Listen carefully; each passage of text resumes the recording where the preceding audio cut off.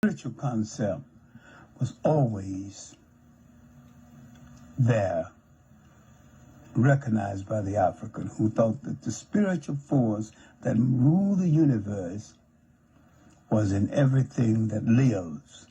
Therefore, the African would meditate sometime before cutting down a tree, because a tree was a part of life. It only cut down what he needed.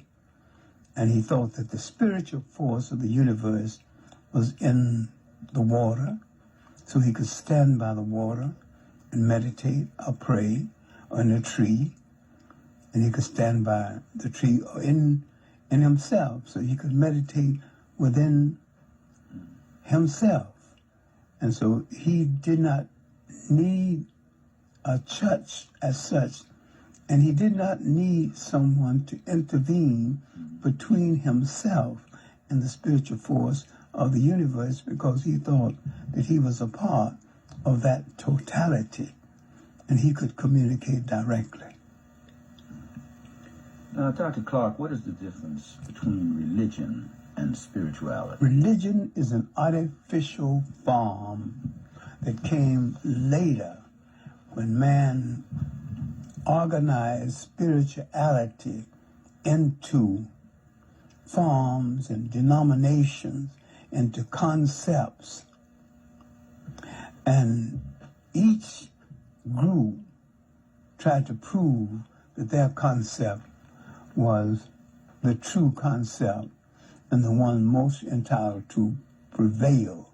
Now you see hypocrisy entering spirituality and killing its meaning.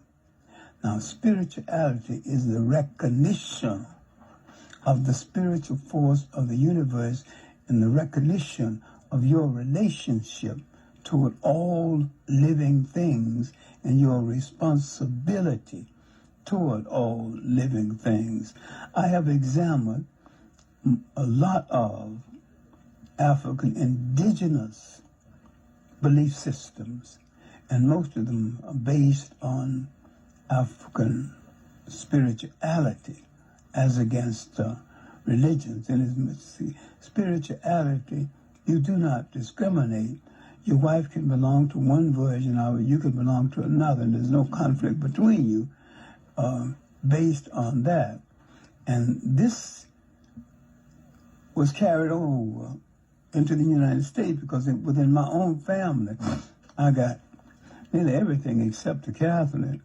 I might have them now when I didn't have them in my growing up days, but we had Methodists and Holy Rollers and Sanctified people, although we were predominantly Baptists. We were predominantly Baptists, and even our best religious jokes were about the Methodists, because they got sprinkled instead of being immersed in the water. See, with the coming of religion and denominations and churches and ministers, economics entered, commerce entered. To have a church, you got to have someone to build the church. The church has to be maintained. To have a preacher, he has to be maintained. So once commerce entered, the Bible, the religion became a money-making entity with all of its pretense of holiness. And it could not sustain itself without funds. So it became a fundraising gimmick.